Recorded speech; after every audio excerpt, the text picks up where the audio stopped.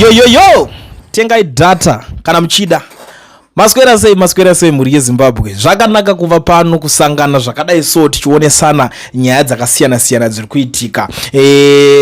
Chinhu chandinofarira ndechekuti vanhu vese vakanga vakamira nesu kubva pa day 1 vanongoramba vachingomira nesu vachiita kuti chivhitivhiti chinechi chikwanise kunge chichienderera kumberi, ende zvakadaro nekuda kwesupport yakadaro iyoyo ndicharamba ndichi deliver. Nasi pana paita nyaya zvekuZimbabwe zvakaoma wedu we. Politics dziri kutambuka uko hatina kana zera nadzo, right? Nyaya inoitika panapa paita general mumwe anonzi Rugeje. Mudhara Rugeje ma1 Rugeje akunzi ndiye akuenda kuMozambique kwanga kuna Victor Matemadanda.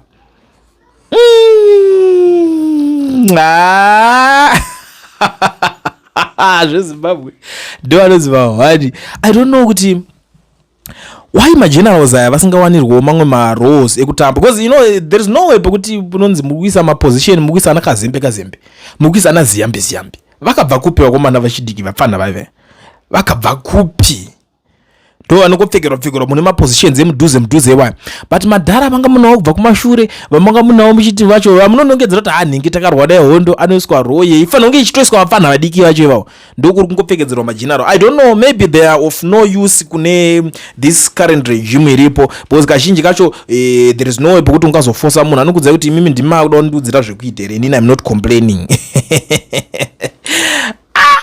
Right, President Emmerson Mnangagwa is pegging Zimbabwe's retired military top brass loyal to his deputy vice president General Chiwenga by posting them abroad as ambassadors. The latest move in a succession battle that has intensified since President Emmerson Mnangagwa extended his own rule by 2 years after securing an extra 2 years in office through Constitutional Amendment Act number 3, which also bars his main rival from succeeding him in 2028. President Emmerson Mnangagwa has moved to the next stage of neutralizing the political threat he sees in his deputy. The president is now posting senior retired military figures close to General Chiwenga out of the country as diplomats, especially officers long viewed as part of Chiwenga's power base, meant to propel him to State House. Retired Lieutenant General Rugeje, one of the vice president's closest allies, is reportedly set to become Zimbabwe's ambassador to Mozambique, filling the posts left vacant by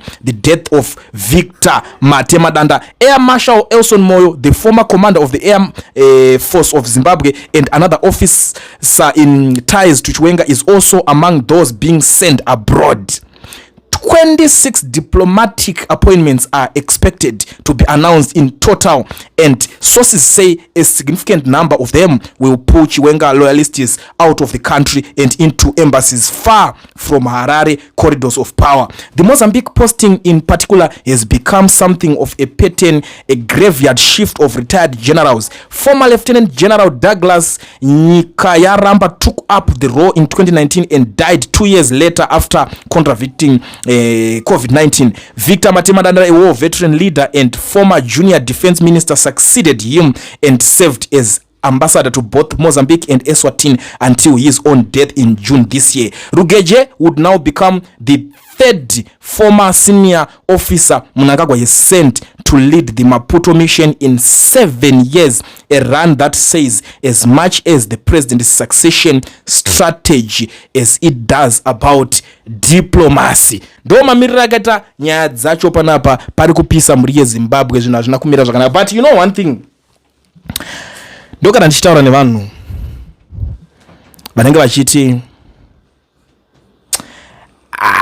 uri kuona Chiwenga next week chachi anenge atopinda, ndobvunza kuti muri kuzviwana kupi zvamuri kutaura izvi? Izvo gore rineri ripere kuchamhanyiswa vanhu zvisingaiti. Ndobvunza ndoti strategy dziri kurongwa nene this current regime muri kudziona here? Hatidi kutiramba tichingofadzana nemhaka panapa. Do you know kuti inini I became a threat kune vapfana vazhinji CIO vakatumwa vakaplandwa vakaiswa muma WhatsApp channel vachitaura vachivhiringidza. Because you know one thing chinoitika ndechekudai, so those guys they are confused, they don't know where is this guy getting all this information? Because their mission was to confuse people, was to sell false hopes, like unochiudza munhu kuti don't next week ndiri nari kupinda Chiwenga atozodaiso Chiwenga tikutotaura naye tikudididi, and imimi manje makaripusira dhira choma matoti but sure urikuona kuti vari kuti Chiwenga ari kupinda chinji zvoitanga Chiwenga ndiye atuma vanhu kuti vanenge vachikuconvinza vamwe vacho vachitora vanhu mari futi ipapo zvichitoenda zvakadaro, but ukaona kuti vari kutoisa even Chiwenga wacho more on danger, because zviri kuzoitika ndezvekuti ava vari kubva vatoti saka zvakanaka kuitira kuti mangwana paunozobvunzana kuti ko apa mazondidai soenda unonzi aiwa handiti wakatuma vanhu vako vese vanga vari kuparidha vari mumastreets, most of the guys vari pamapayros vaya and I'm challenging anyone anengati iwe chamariyo nyaya dzese dzokuti because vazhinji pane imwe camp yandatonzwa kuti zvakavhurirwa zvimadatsunya kuti zviende zvichisvika zvinochallenja kuti iwe uri kuzvitauriri zvokutaura usataure nyaya idzodzidzi unofanira kunge wakanyarara iwe fokasa nezvinhu zvako zvaunoita ikoko siyana neso ina ndambobvera ndambotera vanhu kuti ndinzwe kuti ninga uri kuita nezve kana kuti uri kuita sei. Chinhu chinotondirwadza ndechekuti vana veZimbabwe vakagarira kuda kumirira kuti nyika ichazunge ichiita better. We don't care about anything zvavari kuita vachinoodzana nevanenge vachiudzana navo, but chatinozotarisa manje ndechekuti isusu tinozoita inonzi fact check, totarisa kuti iwo utaura kuti nyika ari kudai musi wakati, but ko strategy uri kuionere my loyalists maallies ake esaya vari kubviswa munyika vachiiswa kune dzimwe nyika dziri kuro. Iwe unozotambe nekuti vanhu vakaita sana parents shiranzi minister of chi kwakaneswa kwakazofira kwake, ende vazhinji vacho vanofira kuministry ikoko. Uyu Rugeje onzi izvo zvichienda pakafa Matemadanda ipapo, pinda and uno cover that role iwe, and then everything is just normal to you. Hamuna any problem nazvo, iwe hamusi kuitaura, muri kutoudza vanhu kuti pachaitika miracle, chinhu chaneutralizwa kudhara ichi. Politics dzatambwa apa idzi ndo zvinonzi chisionekwe, chinhu changa chisati takamboonekwa chichiitika kumashure kwamaimbofunga kuti pane dziri kutambwa, dzekumashure dzanga dzingori dzechimonyaka dzedzedze, because vazhinji varwehondo risununguka vanga vachiripo, saka panga paitonetsa kuti paitwe mamwe madecisions ari tough like what is happening, but pakatanga paneutralizwa, vanhu vakawanda, vazhinji vakatofira ine vachitotadza kuziva kuti tombonyatsofire chii panapo. Izvezvi munhu asvika pakunosaina inonzi yakasvika pakunosainwa iyo 2030 yacho yaipopo, but you know a lot of these guys aiwa don't worry mire uone zvichazoitika ipapa hatosaine hatodai soti kutomugarira hama 1 vapedza vasaina, and then the next thing you expect us kuti tirambe tichikutolerate tichinhikirina tichitaiwa vari kutaura zviri right, vari kutaura zvinhu zvine sense. It's garbage. Vana veZimbabwe vaneta nekunyeberwa nekuti chiya zvinoitika ndezvekuti kune vanhu vari kuti wangu ndiri kuda kuitawo kana business, ndine zvinhu zvakawanda zvokuti ndiri kufunga kuti ndino kuti kuna vanhu vakawanda izvezvi vari kutovhunduka kuti manje kokana ndikazonoita chakati zvinhu zvangu zvinofamba here uku, onzi don't worry mirira Chiwenga ari kubva atopinda iwe uchidyirwa nguva uchikudzwa nemunhu ari totambiriswawo mari zvake chimusiti njakatopinda zvakarekrutwa, because zvakaitika manjeka these guys vakaenda vakanotsotsonya manhingirikiniwa vakaiswa muzvimawhatsapp channel zvekuti swera vachiudza vanhu nonsense zvisina nebasa rese, vachiswera vachinyebera vana vevanhu. Hazvisi zvinhu zvakanaka izvozvo, zvinofanira kupera zvese izvozvo, tichavavherenyura one by one. Now some people are still commenting on this issue.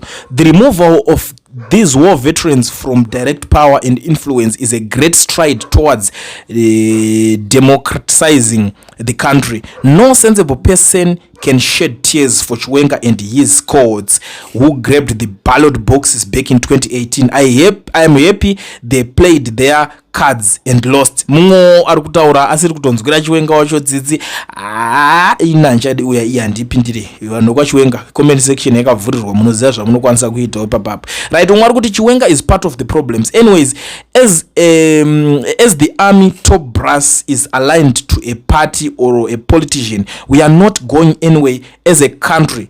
What said is, you see these young promising officers that pass through the Zim Staff College and don't get to where they should be. Rimo rutauro zvarukutaura umwe ari kuti I don't have sympathy on army generals in Zimbabwe because they enabled regime to stay in power through assisting vote rigging and intimidation. They must suffer. Alex Magaisa used to say reforms benefit everyone. They did not listen. Let them face the music. Ndo rimwe shoko rurikutauriko nevana veZimbabwe vari pakutsamwa nekudawo kwemasituations iwayo akanosanganawo nevanhu pakaipa vedwe. Umwe ari kuti aiwa ED playing chess and way ahead of his deputy, who seems powerless. To say the least, Mugabe played this game well, and the later years of his rule, it was ED planning in the background until Grace decided to do it himself. Lo, Chiwenga will be wise to take his time and let time ndo imwe iri kuitika.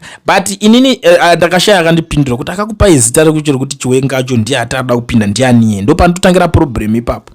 Munenge muchiro wakaunda musingazvitarise, handinozvona, mune muchiro wakaunda musingazviise mumusoro, but ka project kakakaka akasika project kanovaraidza kunzwisisa umana, akasika project kuti kanonakidza. I understand kuti vazhinji muri kubva mazongodairiro ipapo muchingoti masoja atimaregerere because vakazodai. So ndachizwa nyaya neumwe munhu achiti Chiwenga manje problem yepo ndekuti he was that guy wekuti aivhaira futi madesi amugabaya because angari where aifila ari the one of the most powerful guy wekuti angasingateerere anyone, angasingadi kudhilana anyone, aingotora command kubva kuna Mugabe chete, straight kubva kuna Mugabe. Saka ndo zvimwe zvezvinhu zvekuti zvakato kana kuti zviri kutokanganisa vamwe kuti vasange vachinikirana. But I don't think kuti there will be any help inganzi ichabatsira Chiwenga izvezvi. Kutaurira chokwadi chako chisingaputse ukama, Chiwenga kuti azoita president inyaya dzavo dzemupati mahomes PF imomo anofanira kutopinda through machannels avo avakatogadzira ivavo kuti iwewe kana muchinzi next president anopinda sei, anopinda nenzira idzodzo. Ndinoona vamwe vazhinji vari kubhizi kuti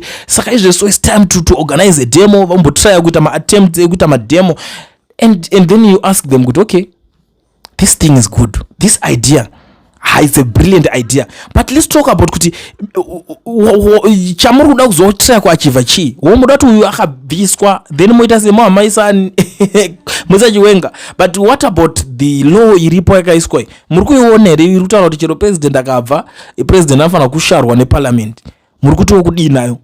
And then vanhu vacho vanenge vachitozongona kuti zvinhu zvacho ndezvekuda kungovhiringidza vanhu. But one thing that I like, ma-comments ari kuzotaurwa, something zviri kucommentwa nemamwe ma-generals o ma-fellow generals, the likes of ana General Winston Sigauke Mapuranga panapa vari kutaura kuti zvoni, let me be blunt, the reshuffling of ambassadorial posting currently underway is not diplomacy. It is exile with a title. When officers and officials who owe their standing and their loyalty to General Constantino Chiwenga suddenly find themselves dispatched to Pretoria, Beijing, Abuja, or Brussels, we are not witnessing career advancement. We are witnessing contentment dressed in a diplomat suit. This is not a new script. Any leader who fears a rival base moves to hollow it out quietly, one posting at a time, so that no one can call it what it plainly is. Strip away the protocol, the motorcades, and the credentialing ceremonies, and what remains is simple arithmetic distance, immense allies from the levers of power, and you convince yourself you have distanced the man himself. Zimbabwe's political history is not short of this maneuver. Reassignment he has long reserved as the sober cousin of dismissal, a way to remove a man from the room without the optics of a page. It allows the architects of the move to claim with a straight face that nothing political has occurred at all. Only career progression, only the ordinary rotation of service. But those of us who have sat in command briefings recognize the pattern the moment we see it.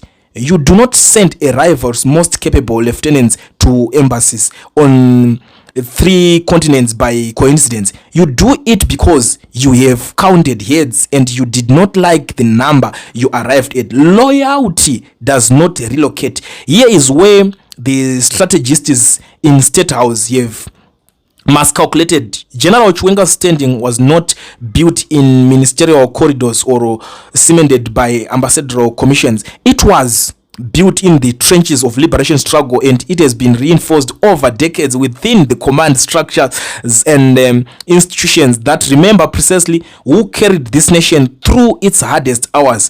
That loyalty does not relocate with diplomatic passport. You cannot post a man's history to an embassy. You cannot transfer institutional memory the way you transfer personal. What titles are handed out this week. The men being reassigned do not stop remembering who they served under and the structures they leave behind. Do not forget either. Those orchestrating this game of musical chairs should ask themselves a harder question than the one they have been asking. Instead of calculating now many General Chiwenga's allies can be scattered across foreign capitals, they might ask what he has actually been solved by doing so. The answer is very little. Underlining grievances driving Zimbabwe's succession battle, the frustration with a patronage network some have taken, calling the Rigananda cartel the unresolved question of who leads this country after Mnangagwa, the widening gap between the political elite and the citizens they claim to serve. None of that is addressed by moving names on an ogagram. Scattering allies buys time, it does not buy resolution. Zimbabwe has seen this pattern before in either chapters of its post-independence politics, and it has really ended the way the strategies managing it imagined it would. Reassignment can delay a reckoning. It cannot cancel one. The longer that reckoning is postponed through reshuffles and reassignment rather than resolving through honest political dialogue, the sharper it ends to be when it finally arrives. This is the lesson. This current maneuver risks ignoring diplomacy is meant to project a nation's interest abroad. It should not be repurposed as a tool for managing succession anxiety at home. Zimbabweans deserves a governing establishment that resolves its internal contests openly, not one that exports its rivals and hopes the problem quietly disappears with them. That's the statement from General Winston Sigauke Mapranga. Those statement ravo vari kubuda vachitaura vachikomenda on this issue. And guess what? Zvinhu izvi hazvingoperere papo pakungodaro, because kune mamwe maZimbabweans vanenge vachitora chinhu ichochi ichi nekungoendawo zvakadaro, even though vanhu vazhinji vatonetawo nenyaya idzodzo, because vanenge vakuti madhara emimi manje tatakatotarisira kuti munyenge muchauyawo neplan inobatika or something that is tangible chinoita kuti nyika iende kumberi. But look now, mango vanhu vekungocomplaina, vanhu vezvichemo. Do you still remember mugore ra 2018 pakangopera election pachinzi paitwa zvakaitika zvezvezvo, pakazonibandikwa court what opposition ikanzi yajikwa, kwaibuda madhara akasiyana siyana vachitowanzira chamisa kuti uyada kungoita politics dzekungocomplaina achiti iwewe Mnangagwa wakazodai so ukadai, mastatements esaya kuitika. So zvaitanga zviri fani vachiseka mumwe, but iko zvinezvi matables atena ndo vaakutanga kufambawo nenzira iyoyo, vaakuchifila manje kuti this is not right. Zvinhu zviri kuitwa izvi hazvina kunaka, zvanga zvisingamake sense panguva yacho, but izvezvi zvakomana zvinopera sei? And guess what? Umwe ari kuti what happened to soldiers talking less and acting more? Zimbabwe needs soldiers on the ground to rescue her from ED. Our soldiers are busy analyzing on social media while ED makes move after to consolidate his power. That's what azvichashande zviyazviya zvekuti vanoswera vachini, because havasi vese unoona kuti usumuka uri one. It happened ku nyika ipi kwei, is it Equatorial Guinea? Pane nyika yakazviita man, yakada kuti hanzi magenerals tatotanga tatosumuka takutoita chakati takutoita action takutoita coup. And guess what? Vakabatwa vese vakavharirwa vakasoti ndotirizinecho inenge straight go border otonofira mukati just like that. So ava magenerals mamwe chavangakwanisa kuita manje zvinonetsa pakuti musoro wenyaya wacho uri kumboti kudii panyaya iyoyi, ndo imwe nyaya inenge ichipowa pano. And umwe ari kuti iwe these generals must be thankful some were never given a chance to live. They were unveiled very fast. Better be in China as is better to make muri muchina muchidya nyuma China muchidana nemachina but kuti unenge wakatouraiwa kudhara. It's funny guys, but at the end of the day tinodzoka toseka. Vanopenga, havana plan, havana kana zvavanogona kuita kudhara zvaimbosekesa vanhu vachiseka chamisa wana zvaanogona kuita. Saka apa manje it turns out kuti zvakutanga munhu wese asina chaanogona kuita, because zvaimbonzi kunodopinda politics ekuZimbabwe chata nemasoja chete ndovega vanogona kubvisa. Tarise zvaitika masoja ichizvingowira nemasoja kwakabuda vakomana vezvimufori mba vakatanga kubika. Tataura nemasoja, masoja vazoti zvakati, tawirirana nemasoja. And I was like, oh kunyazotaura nemasoja nemaomera vakaita musoro iwaya. Saka inyaya dzinonetsa hama dzangu dzekuti tingada kuswera tichinikirira tinopaswerera panyaya yepababa tichingopataura, but situation iri kuitika ikai hazvisi kupera mune zvakanaka, hazvisi kupera mushe.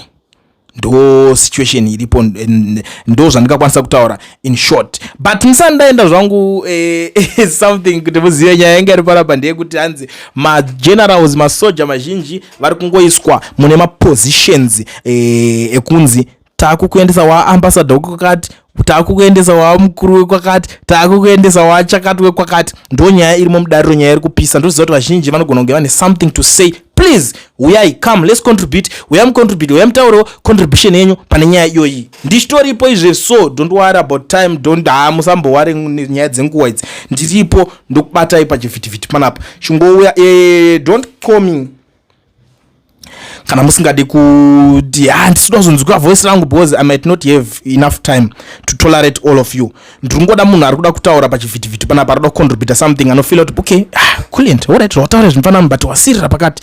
Call me right now continue nyaya yacho inei. Don't think kuti ndanigirigina ndichitoripo. Kana ukatofona izvezvifona yako inenge ichinzwika pachivhitivhiti nenyika yese yeZimbabwe.